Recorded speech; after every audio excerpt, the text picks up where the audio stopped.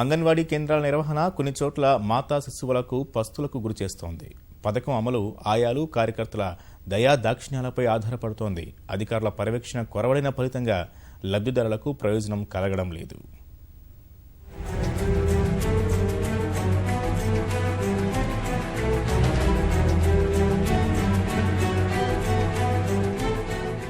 సూర్యాపేట పట్టణంలోని 33వ వార్డు మందులవాడలోని అంగన్వాడీ కేంద్రం ఇది.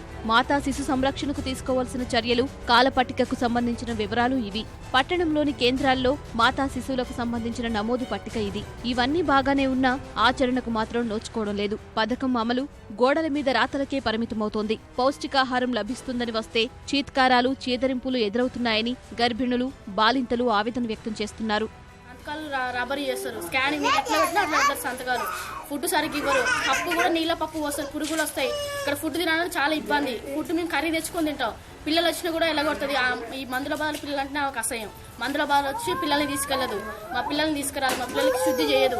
ఆయం ఏం పట్టించుకోదు, మేడం పట్టించుకోదు. ఇష్టం కూడా తినాలి, లేకపోతే వెళ్ళిపోమని చెప్తారు. మేడం అంతే, ఆయం అంతే. ఎందుకు మేడం మాకు ఫుడ్ బాగాలన్నా కూడా వాటర్ కూడా సౌకర్యం లేదు. ఈ రాయి దానిలో కూడా ఆబ్సెంట్ పెడతాం, మీరు వెళ్ళండి, మీరు రావాల్సిన అవసరం కూడా లేదు, మీరు ఇంటికి వెళ్ళి తినండి అంటది. కూర మంచిగా ఉండదు, నీళ్ళ సాంబారు, అన్నం మంచిగా ఉండదు, కూరలు పెట్టదు.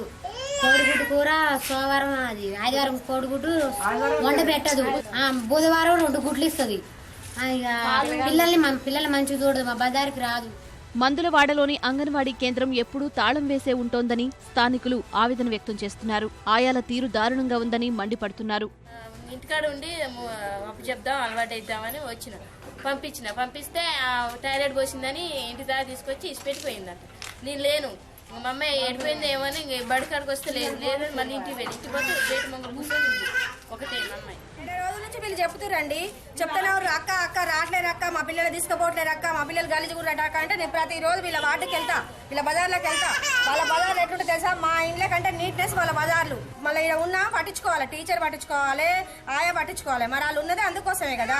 మరి ఈ పిల్లల బాధ్యత ఎవరు తీసుకుంటారు? తల్లిదండ్రులు ఎట్ట పోతే పిల్లలు ఎట్టన్నా పోతారు. అప్పుడు ఎవరిని అడుగుతాం పిల్లలు పోతే?